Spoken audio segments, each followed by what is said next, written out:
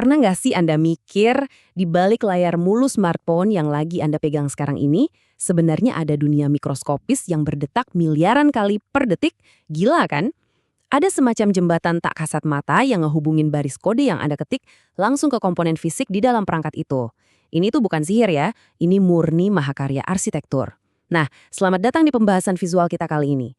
Hari ini kita bakal jadi arsitek sistem, ngebedah buku RM64-bit Assembly Language karya Larry D. Piat, dan ngeliat langsung apa sih yang sebenarnya terjadi di dasar mesin. Jadi pertanyaan mendasarnya gini, gimana sih smartphone Anda itu sebenarnya ngejalanin sebuah kode? Pas Anda lagi asik ngetik perintah di C, Python, atau Java, jujur aja nih, mesin tuh nggak peduli sama sekali sama huruf-huruf itu.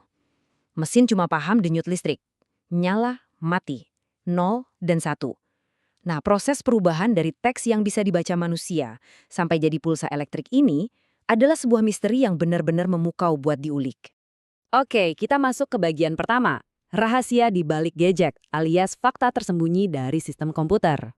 Di level yang paling mentah, program yang lagi kita jalanin itu sebenarnya cuma rentetan angka, semacam aliran instruksi gitu, yang nyuruh komputer ngelakuin miliaran operasi kecil. Perjalanan kode Anda dari bahasa tingkat tinggi itu nggak langsung nyentuh mesin loh. Kode itu masuk dulu ke yang namanya compiler, terus diubah jadi bahasa assembly. Nah, assembly ini ibarat perhentian terakhir yang masih bisa dibaca sama mata manusia, sebelum akhirnya program bernama assembler ngubah itu semua jadi angka biner murni alias kode mesin. Jadi assembly ini tuh benar-benar titik transisi paling krusial antara logika di kepala kita dan logika mesin. Lanjut ke bagian 2. Mengapa belajar bahasa assembly? Kenapa sih kita harus menguasai fondasinya? Anda mungkin mikir gini, kan compiler zaman sekarang udah canggih-canggih banget, ngapain repot-repot belajar assembly? Eits, jangan salah. Paham assembly itu ibarat punya kekuatan super buat seorang developer. Ada loh hal-hal yang cuma bisa Anda lakuin di level ini. Misalnya nih, pas nulis device drivers, atau pas harus ngoding buat mesin baru yang bahkan belum punya compiler. Terus, kalau Anda kerja di ranah sistem embedded atau perangkat mobile, assembly ini ngemungkinin Anda buat merestep tetes performa dan ngehemat daya baterai seefisien mungkin. Dan pastinya, pas ketemu bug yang super misterius, kemampuan debugging tingkat rendah, yakni dengan baca langsung register CPU, itu bakal jadi penyelamat hidup Anda. Masuk ke bagian 3, keunggulan arsitektur prosesor ARM64, sang mesin di balik mobilitas modern. Terus, kenapa sih kita spesifik ngebahas ARM? Jawabannya simple, karena desain inilah yang sekarang nguasain hampir semua smartphone kita dan pendekatannya beda banget sama PC desktop tradisional. Coba kita bandingin ya, di satu sisi ada arsitektur CSC kayak X86 yang umurnya udah puluhan tahun itu. Dia ini penuh sama instruksi kompleks yang panjangnya beda-beda, ibaratnya kayak gudang tua yang penuh barang. Di sisi lain, nah ini dia jagoan kita, RISC atau Reduced Instruction Set Computing. Ini tuh ARM, dia elegan, sederhana, instruksinya seragam, dan yang paling penting, luar biasa hemat energi. Benar-benar definisi dari efisiensi modern. Dan tahu nggak, di tahun 2012, ARM ngambil langkah yang benar-benar berani. Setelah 30 tahun eksis, mereka ngenalin AArch64. Daripada terus-terusan nambal arsitektur 32 bit lama yang mulai berantakan, mereka milih buat ngelakuin perombakan radikal. Mereka ngedesain ulang arsitektur 64 bit yang bener-bener bersih, fresh, dan terpisah secara elegan dari batasan-batasan masa lalunya. Keren banget kan? Nah, sekarang kita di bagian 4, anatomi dasar sebuah komputer. Mari kita pahami komponen fisiknya. Buat bisa bener-bener naklukin mesin ini, kita tuh harus bisa ngebayangin anatomi fisiknya. Coba deh, bayangin memori di sistem Anda itu kayak dinding raksasa yang isinya ribuan kotak surat. Tiap kotak punya alamat numerik yang unik. Nah, di dalam tiap kotak itu cuma muat buat satu kartu pos saja. Kartu pos ini bisa isinya sepotong data atau sepotong instruksi yang ngasih tahu CPU, tugas selanjutnya ini loh. Terus, kalau kita masuk ke dalam CPU-nya itu sendiri, di sana ada yang namanya register. Kalau memori tadi adalah dinding kotak surat di lobi, nah register ini ibarat tangan langsung dari si petugas posnya. Tangannya ini terbatas sih. Di ARM64 cuma ada 31 register umum, tapi kerjanya super kilat. Petugas pos kan nggak bisa ya ngejumlahin angka yang masih ketinggalan di kotak lobi. Dia harus ngambil suratnya secara fisik ke tangannya, yaitu ke dalam register tadi, sebelum bisa ngelakuin kalkulasi atau mikirin logika apapun. Dari situ, kita nyampe ke aturan emasnya ARM. Arsitektur load dan store. Ini tuh ciri khas desain yang rapih banget.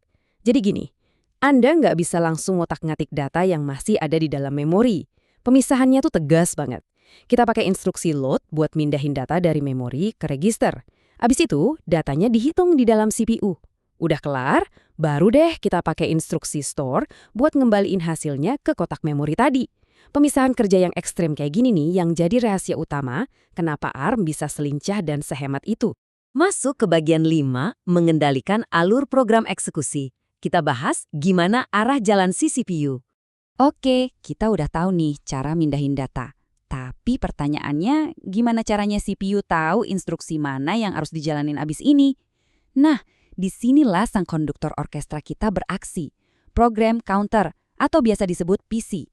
PC ini tuh register khusus yang tugasnya cuma satu, ngelacak alamat memori persis dari instruksi berikutnya.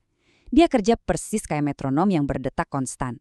Terus melangkah maju baris demi baris. Kecuali kalau kita yang nyuruh dia melompat.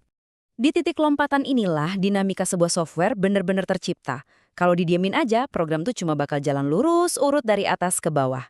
Tapi dengan konsep pencabangan atau branching, kita bisa pakai instruksi dasar kayak huruf B atau BL buat maksa si program counter tadi lompat ke alamat memori yang baru. Dari lompatan-lompatan inilah, akhirnya tercipta looping, struktur if-else, sampai pemanggilan fungsi yang bikin logika software kita jadi benar-benar hidup.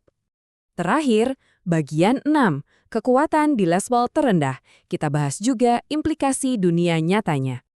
Punya kontrol mutlak di level perangkat keras itu bukan cuma soal pamer efisiensi loh, tapi juga bawa tanggung jawab etis yang luar biasa berat. Kadang ini benar-benar nyangkut nyawa. Buku ini ngingetin kita ke satu kisah nyata yang kelam banget. Tragedi mesin terapi radiasi Terak 25 di tahun 80-an. Mesin itu diprogram pakai bahasa assembly sama satu orang aja. Kodenya berantakan, nyaris nggak ada dokumentasi, dan desainnya buruk.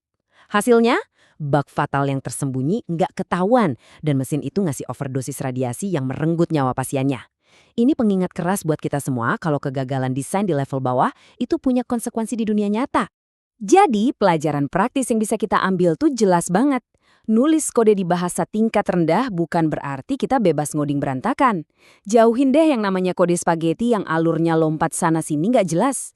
Biasain pakai logika terstruktur berbasis blok. Manfaatin abstract data types atau ALT, dan tolong dokumentasiin setiap keputusan arsitektur yang Anda buat. Soalnya gini, kode yang bikin pusing itu adalah kode yang nggak bisa didebug, dan itu risikonya benar-benar fatal. Nah, kita udah ngintip bareng-bareng ke dasar mesin, nyingkap tabir antara kode yang kita ketik tiap hari sama apa yang sebenarnya dikerjain secara real time sama perangkat keras. Bahasa assembly ARM64 ini bukan cuma sekedar peninggalan masa lalu ya, justru ini adalah fondasi dari masa depan komputasi mobile dan cloud. Jadi, pertanyaan terakhir dari saya buat Anda, apakah Anda udah ngerasa puas cuma ngambang di permukaan kode tingkat tinggi? Atau Anda berani nantang diri sendiri buat benar-benar nguasain mesin ini dari akar terdalamnya? Pilihan ada di tangan Anda. Terus eksplorasi dan sampai jumpa di pembahasan visual kita berikutnya.